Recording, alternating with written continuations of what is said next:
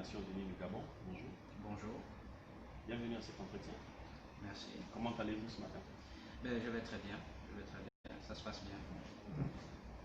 Nous allons rentrer de manière concrète dans notre entretien de ce matin avec vous. Il se tient actuellement en Côte d'Ivoire la deuxième édition du Forpaja S2, à laquelle vous devez prendre part en votre qualité de directeur de la jeunesse de l'ONG NIGAF, qui est la laitière des jeunes leaders africains. Qu'est-ce qui explique votre absence en ce grand rendez-vous de la jeunesse africaine qui se tient en ce moment même en Côte d'Ivoire? Merci pour votre question.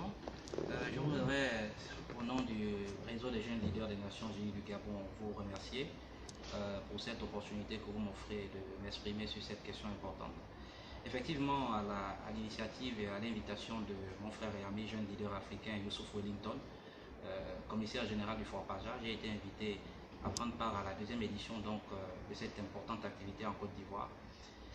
Comme vous le savez, je suis un spécialiste du protocole et de l'organisation. Je n'ai donc pas, en raison d'un agenda extrêmement chargé actuellement, je n'ai pas pu effectuer le déplacement d'Abidjan parce que vous vous souviendrez qu'il y a une activité extrêmement dense à Libreville actuellement. Et dans le cadre de mes fonctions dans le cadre de mes fonctions professionnelles, j'ai été extrêmement occupé ces derniers temps. Et la somme de ces occupations-là ne m'ont pas permis d'avoir le temps nécessaire de pouvoir me rendre en Côte d'Ivoire. Mais qu'à cela ne tienne, je voudrais, au travers cette interview et la plateforme que vous m'offrez, adresser tous mes hommages et tous mes remerciements aux différents efforts faits notamment par le jeune leader Youssouf Wellington, qui est un ami, un collègue, un frère, et qui m'a adressé beaucoup de messages et qui m'a envoyé un certain nombre d'informations liées à ma participation. C'est pour ça que j'ai tenu également à faire cette vidéo, pour reconnaître tous les efforts qu'il a fait. J'avais pris vraiment un engagement formel vis-à-vis de lui, et malheureusement, pour des raisons totalement indépendantes de ma volonté, je n'ai pas pu honorer à ces engagements initiaux que j'avais, donc des engagements que j'avais pris auprès de lui. Donc je souhaite, depuis le Gabon, donc depuis Libreville, je souhaite une très bonne session à mes collègues jeunes leaders africains. J'ai vu qu'il y a beaucoup d'entre eux, notamment ceux venant de Guinée-Conakry, qui ont effectué le déplacement d'Abidjan. Il y a mon grand frère et ami Andine Zengi, qui se trouve actuellement du côté de la Côte d'Ivoire pour prendre part justement à ce forum et au forum Afrique-Europe. Donc tous sont là-bas et je leur souhaite plein succès à leurs travaux. Je souhaite que les résultats recherchés à travers ces différents forums, surtout ce forum qui est donc le Forpaja S2, que les résultats recherchés, les résultats escomptés soient atteints. Donc mon frère Youssouf Wellington, c'est vraiment pour des raisons totalement indépendantes de ma volonté que je n'ai pas pu être là. J'espère que tu vas pouvoir voir cette vidéo. Et au nom du Rojalnu Gabon, au nom du réseau des jeunes leaders des Nations Unies, dont j'ai la primeur, dont j'ai la primauté, dont j'ai l'honneur de diriger la section gabonaise, donc je voudrais adresser tout notre soutien à l'ensemble des jeunes leaders africains qui se trouvent en Côte d'Ivoire actuellement à l'occasion de la tenue du Forpaja S2. Avez-vous un message particulier adressé à l'endroit de vos collègues, les jeunes leaders qui prennent part? Bien sûr, comme je l'ai dit tout à l'heure, je suis d'ailleurs très très honoré que le commissaire général Youssouf Wellington ait pu me donner la responsabilité d'être le directeur de la jeunesse de l'ONG NIGAF. Et c'est vraiment un honneur pour moi. J'étais en Côte d'Ivoire récemment, du 9 au 19 octobre, pour prendre part à un séminaire international sur le protocole et les relations publiques. Donc j'ai pu rencontrer mon ami et frère Youssouf Wellington, avec qui j'ai eu d'énormes échanges. Et ça a été un réel plaisir pour moi de le rencontrer, de pouvoir coopérer avec lui. Nous avons préparé en amont ce forum-là. Et comme je le disais tantôt dans mon propos introductif, pour des raisons totalement indépendantes de ma volonté, je n'ai pas pu me rendre en Côte d'Ivoire maintenant. Mais je voudrais donc adresser à mes collègues jeunes leaders africains tous mes encouragements et leur dire que je suis avec eux, donc Tidiane Baldé, Youssouf Wellington, Rosine Kiroua, Andine Zengi, et tous les autres qui ont pu effectuer le déplacement, parce que j'ai vu spécifiquement l'arrivée de la délégation guinéenne.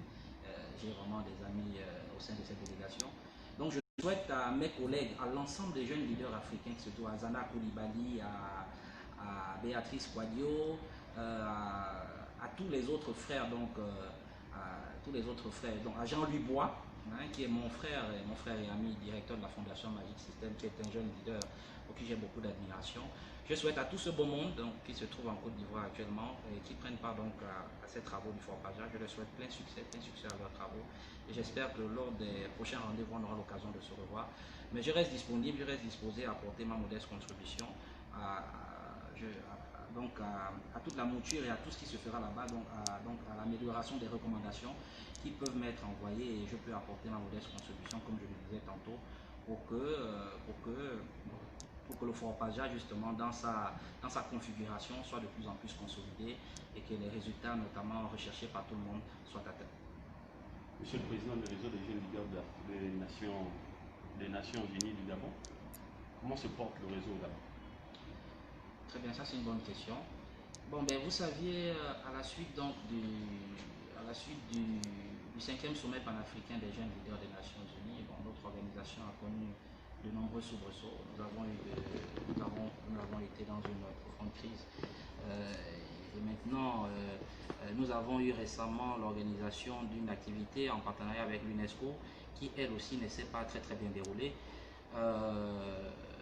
Donc, nous sommes dans un état assez difficile actuellement. Mais je pense que tout n'est pas perdu. Il y a le collège des membres fondateurs qui est là, il y a moi le président, il y a un certain nombre de membres qui restent tout à fait actifs. Donc notre objectif est de faire en sorte que très prochainement, qu'il y ait un redémarrage effectif de nos activités, parce que nous devons faire un toilettage. Il y a un travail de fond qui se fait actuellement. Et je pense que nous devons également reprendre langue avec les partenaires, tels que le Fonds des Nations Unies pour la population et tous les autres, pour pouvoir redémarrer à nouveau. Donc je pense que nous sommes dans une phase qui consiste à faire un toilettage, comme je le disais tout à l'heure, donc à nettoyer de l'intérieur, à faire ce travail-là, pour que dans un avenir proche, nous puissions redémarrer. Sinon, le réseau est là, il existe. Nous participons à tous les travaux, nous sommes très au courant et très au fait de tout ce qui se fait actuellement, notamment au sein du Rojanu Afrique, qui est notre structure mère, dont le siège se trouve au Burkina Faso. Donc voilà, le réseau des jeunes leaders des Nations Unies, donc au Rojanu Gabon, existe bel et bien. Nous sommes là, même si pour l'instant, nous sommes en quelque peu en stand-by. Ce stand-by est dû au fait, comme je le disais tout à l'heure tantôt, est dû au fait que nous faisons actuellement un toilettage, donc un travail de fond d'abord sur les ressources humaines, sur l'ossature même du réseau, sur notre partenariat donc avec les différentes agences du système des Nations Unies au Gabon, qu'il nous faut donc rebooster après tout ce qui s'est passé pour que donc le réseau puisse arriver à voler à nouveau comme cela a toujours été. Qu'en est-il du conflit de Rojanu Afrique? Très bien. Ça, c'est une question vraiment extrêmement importante aussi. Bon, vous saviez, notre réseau, le Rojanu, est une institution dont le siège est basé actuellement au Burkina Faso. Et nous avons appris de manière tout à fait, par des voies autorisées à cet effet, nous avons appris qu'il existerait un conflit important entre le président Alioune Gueye et le secrétaire général d'Akili Sawadogo. Donc ce conflit a entraîné un certain enlisement au sein du Rojanu. Bon, récemment, il y a eu une rencontre donc, avec le président d'honneur mondial, Djibril Diallo, pour pouvoir donc remédier à cette situation. Nous pensons, au niveau du Rojanu Gabon, nous pensons que nous devons rester en adéquation avec la légalité. La légalité sous-entendrait que cette légalité doit nous amener à pouvoir organiser une assemblée générale dans les formes requises, à laquelle donc une assemblée générale libre et démocratique, à laquelle l'ensemble des forces vives de notre organisation doivent prendre part pour décider en définitive de l'avenir de notre organisation. C'est ce que nous pensons. Donc récemment, il y a eu une rencontre très importante au Sénégal. Donc, comme je le disais, en présence donc, du président d'honneur mondial, Djibril Diallo, que je salue très respectueusement, Voilà, cette rencontre donc, au cours de laquelle, à l'issue de laquelle le président d'honneur mondial a réuni donc, le président Dakiri Sawadogo, qui est président du Rojami Burkina. Il a également réuni donc, le président, il a réuni M. Alun Gueye, qui était donc qui est jusqu'à présent, qui était président donc du comité directeur.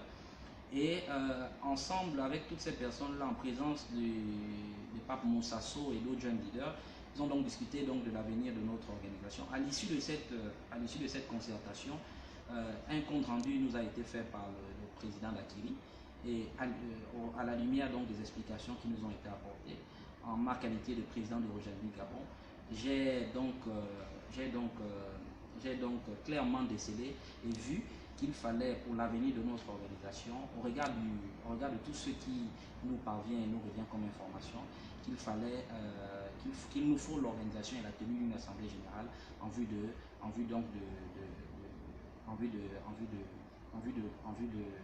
d'aller de l'avant au niveau donc de la structure mère qui est le Rojami Afrique.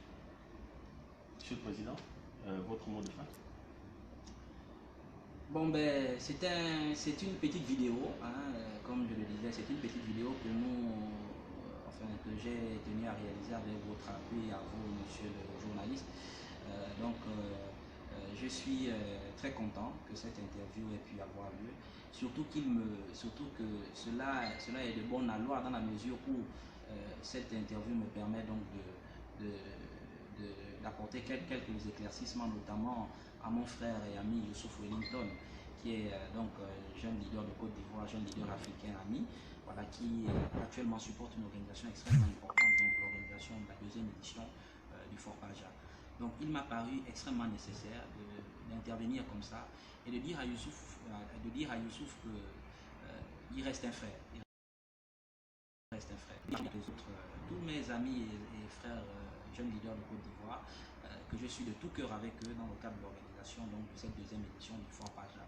Voilà. Donc je voudrais également